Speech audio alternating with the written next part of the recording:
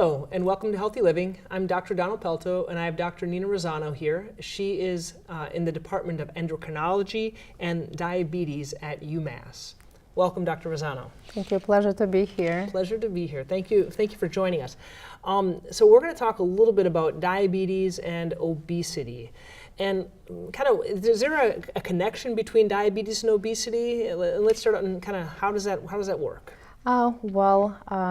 Yes, it's a great connection. I mean, it's yes, diabetes and obesity are quite connected. If you take a look at United States map and see the distribution of people who are affected by obesity, you will probably map the same, like distribution in diabetes. At this moment, 29 million of adult Americans affected by diabetes, and about 65% of adult population in the United States are affected by overweight and obesity.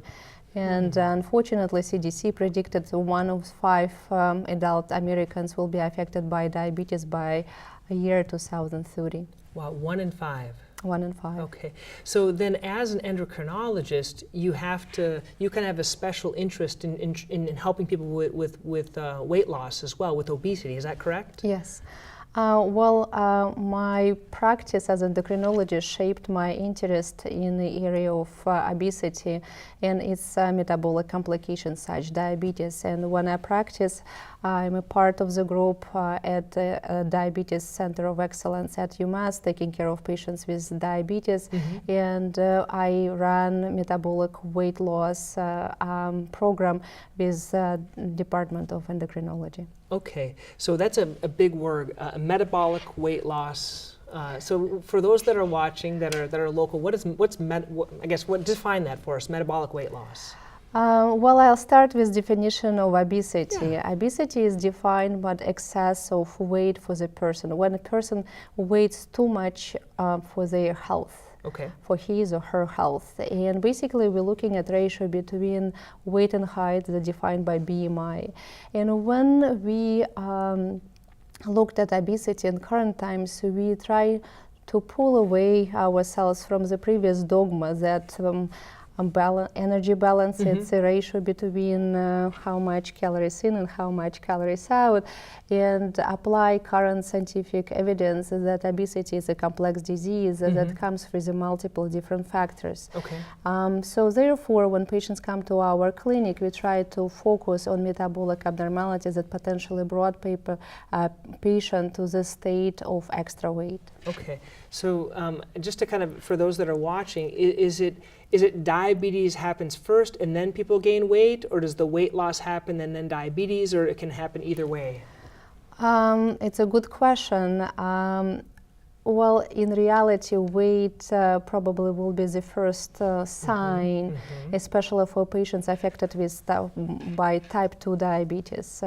Initially, people start gaining weight, not feeling well, not feeling enough energetic to exercise, start craving more for food, or feeling fatigue and feeling that food will give them relief and more energy. And then, unfortunately, through the gene penetrance or family history predisposition, they end up to be, unfortunately, developing pre-diabetes and then diabetes. And if you probably know statistics right now, 86 million people in the United States, unfortunately, are affected by pre-diabetes. Okay, so let's define, for those that are listening here, maybe they're a little bit overweight, what's going to make that determination they're going to be pre-diabetic? Is their doctor going to come in someday and just say, I'm sorry to say you're pre-diabetic? Can I look at you and see you're pre-diabetic, or is it a test that you would get? Yes, there are multiple different ways how you can diagnose a patient with pre-diabetes, but again, it could be quite silent and people may not have any symptoms. When you come to primary care physician, always like important to recognize that if you fatigue and concerned about it, if you start gaining more weight, and explain it to your primary care physician, or even you feel hungry all the time, craving for sugars, you end up to be having problem with potentially with insulin. So primary care physicians or any other primary providers can definitely do easy checks. We have a marker of diabetes that's easy to check with the finger stick or through the blood work. We have a specific test that calls glucose tolerance test that can help you to indicate if you have prediabetes. We have other potential tools, and if you're interested to look online, at this moment government promotes screening for prediabetes, and there is a website called quite easy, doihaveprediabetes.org, and you can go and check questionnaire. It takes about 30 seconds, and you may potentially understand if you're at risk or not at risk to have diabetes in the future. Okay, so we're going to leave, for those that are watching, it's up to your doctor, or you can go to the site to determine if you have diabetes, but for a lot of those that are watching, you may be a little bit overweight, or you may have increased weight with diabetes, and kind of the next thing we want to look at is, why is it so hard for both diabetics and non-diabetics that have these extra pounds to shed them? Why is that? It's just because people aren't disciplined enough? Is it as simple as that, or is it something more? Of course not. It's definitely more. So as I mentioned, diabetes, it's a quite complex condition, and if a previous dogma kind of like again looked at calories in, calories out as a potential reason for you to gain weight, but in the current times we looked at other factors related to obesity.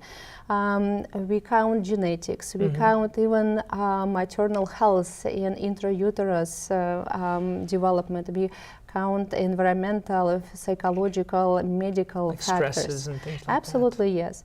So when patients come to my clinic, I take my steps to recognize what metabolic abnormalities it could have and how to approach them on a personal way.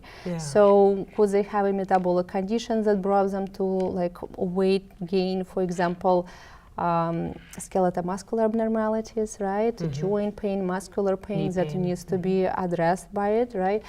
Problem with sleep, right? Problem with circadian rhythm can definitely change the way how you're expressing your hormones, right? And right now we know about 10 major hormones of gastrointestinal tract actually give us messages how we need to reflect on our appetite and actually consequently regulate our senses of fullness and hunger.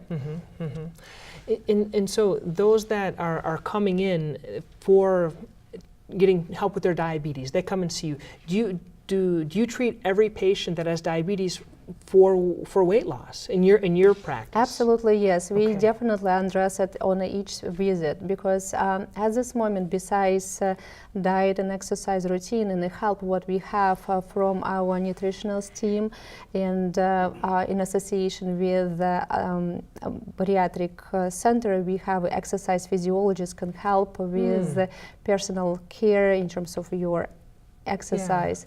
We do have multiple tools. We have medications that help you not only regulate blood sugars but also to lose weight, and we do work with a psychologist who help us to identify psychological problem and provide cognitive therapy. Wow, so it sounds like it's not just you. It's a team. I think you mentioned exercise physiologist, a psychologist, an endocrinologist, a nutritionist, nutritionist, and bariatric surgeons. And for those that are maybe watching, they didn't know. Is this something that it's available to anyone with insurance? Like most people, they just don't know it exists, maybe, right? Yeah, majority of times, yes. Even government insurance as a Mass Health and Medicare provides sufficient amount of coverage for number one care for diabetes because it's a quite significant disease that can lead to significant disease that can lead to severe complication as a cardiovascular problems, as a heart attack and stroke. In terms of medication, sometimes insurances have limitations, but we try to find a creative way to find the way how to treat our patients based upon their needs and their insurance coverage. Okay. And for those patients of yours that have been successful with weight loss long term, because there are short-term successes and long-term, what are the characteristics of those that have been successful long term in your practice? There are multiple different things that brings people to great success. First, probably nice bonding with the medical team gives him more medical support and knowledge. And when you grow with knowledge, you start to open up a little bit more and recognize your problems and end up to be addressing them. So the most successful story counts with number one, following directions in terms of what to take for diabetes, how to take a diabetes, how you take medication and measure your sugars. For weight loss, the most successful story is coming from tracking your food. Even though it's for 2 weeks or a couple of months, you will be able to understand what basically you're trying to eliminate, what trying to eat, how your food is, how is your diet is balanced, and what you can do in terms of eliminate things that can give you extra weight. The second component of successful weight loss, exercise. Exercise routine is important because, again, with westernization of the culture, use of computers and cars, we don't walk much. And if you compare pictures from last generation, current generation, you see how the difference in weight, right? Because we're not moving for the day.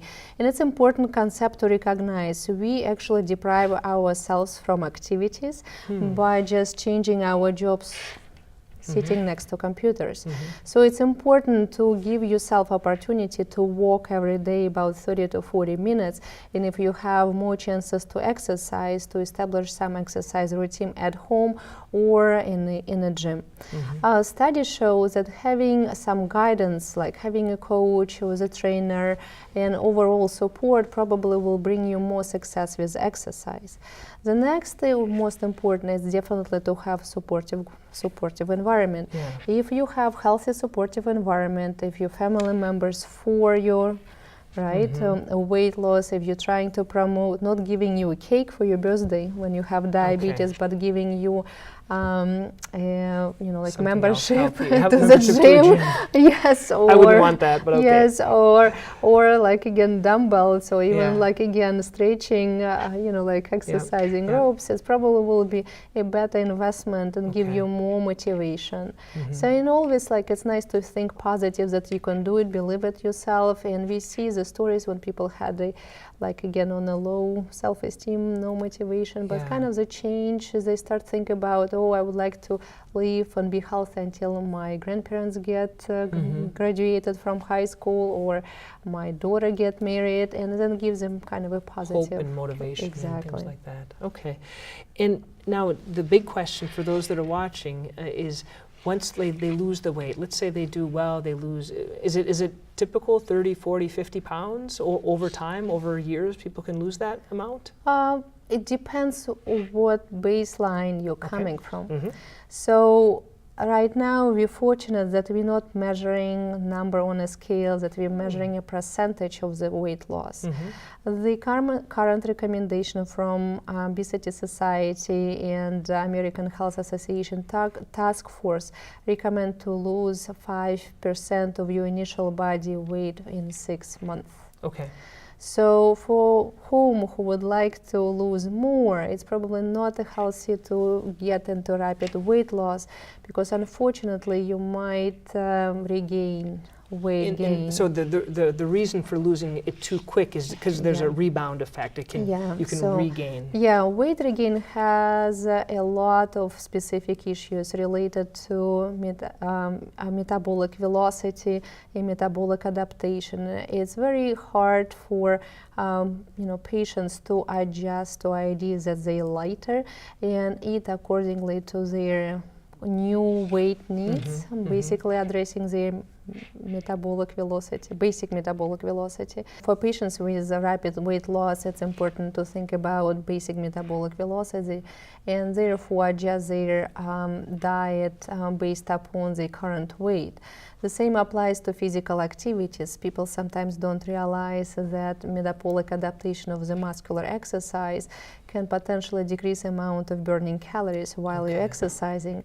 And I typically suggest my patient when they feel like they're already doing like very well as athlete, and at that point it's probably important to change exercise routine just to incorporate other muscular groups in their activities. Yeah. It will promote weight stability and decrease chances to regain weight. Yeah. Now, I think your practice is a little bit not different, but you have a greater interest in the aspect of weight loss. And how did you develop that? I know you at first internal medicine and then endocrinology, and not all endocrinologists are really interested as you are in weight loss. What made you interested? Have you always been interested in weight loss, or? No, I think as a practice as a endocrinologist shaped me up prior to coming back to UMass, because I was trained in UMass for my postgrad for internal medicine and fellowship. I had the opportunity to be part of UPenn endocrinology team, and at times they were building a weight center. So I gained a lot of experience by doing weight loss related medical care to my patients, and therefore it kind of like shaped my interest. Plus again, right now with so much available in medicine, you can check hormones related to obesity.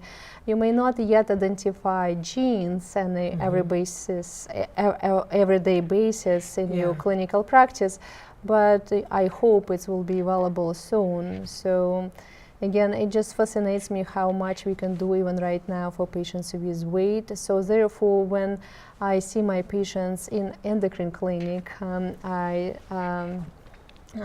take care of patients with weight.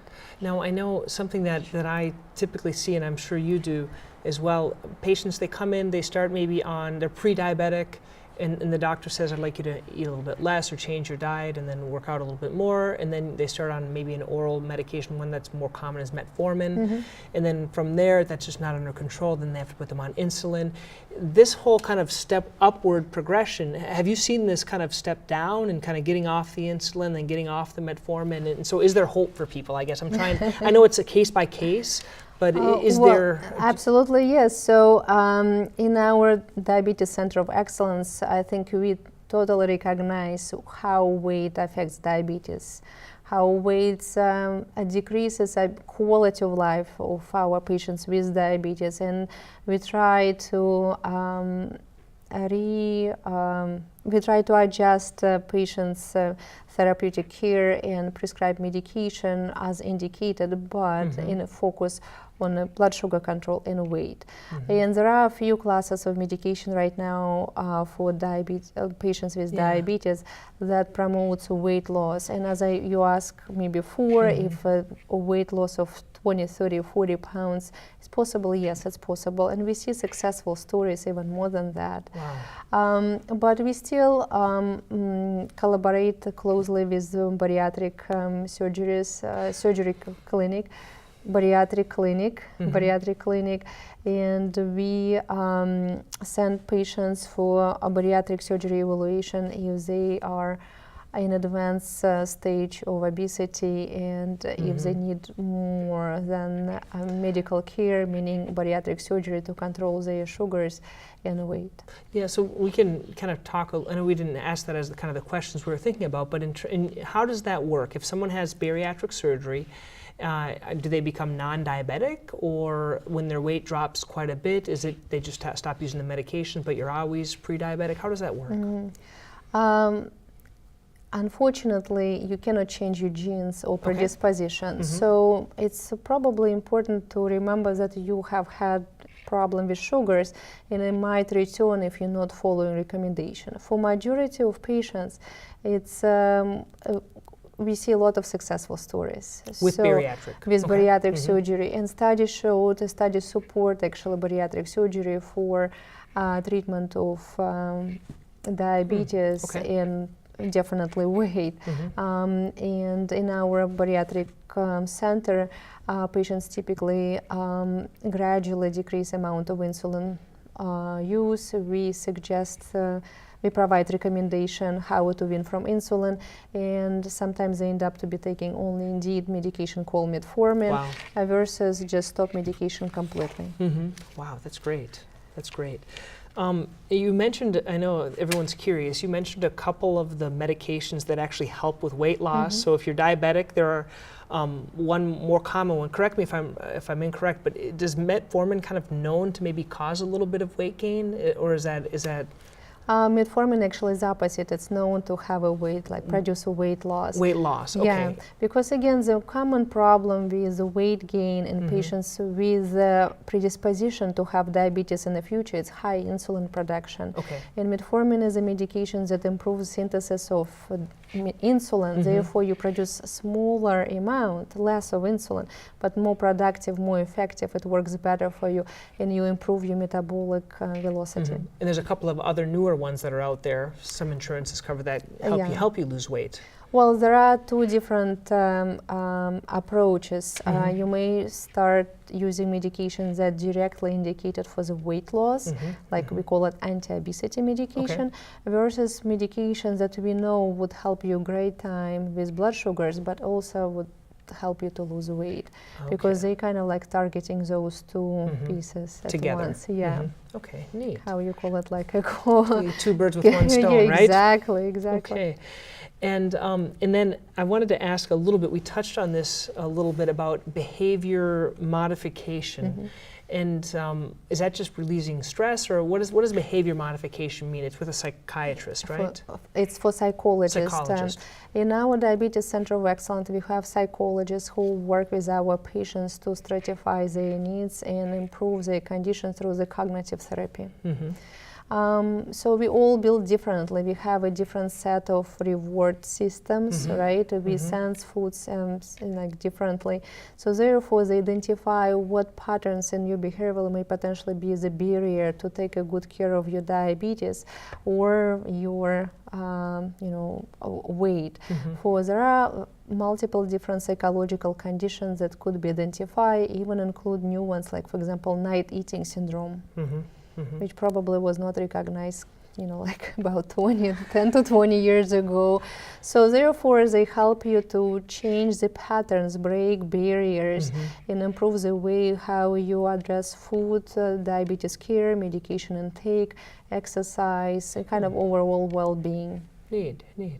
And so if someone's interested in seeing an endocrinologist regarding their diabetes and weight loss, because not every patient that has diabetes, a lot of people see primary care or internal medicine doctors, but then some they get referred to endocrinology. If they wanted to learn more, they would go to the Diabetes Center of Excellence, right, at UMass, if they wanted to learn more about this? Yeah, absolutely. And we, we work closely with primary care physician. We definitely can provide even one consult in a lifetime, and discuss ways they add in terms of diabetes, how frequently they could be seen, and discuss what potentially would be the plan of therapy for a year or couple of years based upon their needs. They would work together. Yeah, absolutely, yes. So, and again, for people who do not have diabetes, when I run my metabolic weight loss clinics, I do see patients without diabetes, but sometimes with pre-diabetes, and we focus just in the weight and how weight affecting your life, what kind of comorbidity of weight you have. So there are multiple tools how we can help at UMass. To make our patients' life in better quality. Yeah. So anything else that you'd like to kind of end with for those that are watching the program? Any words of inspiration, I guess, or anything else that you'd like to end with? I would probably say if you're curious why you're gaining weight or why you have a lot of weight, probably nice to go to academic center and check with medical providers who will give you more scientific and sophisticated advice, and try to think more positive, that it's not only about what you eat and what you do for activities brought you in the current stage, and we definitely can answer all other questions during medical visit. Good. Thank you so much, Dr. Rosario. Thank you very much. Appreciate it.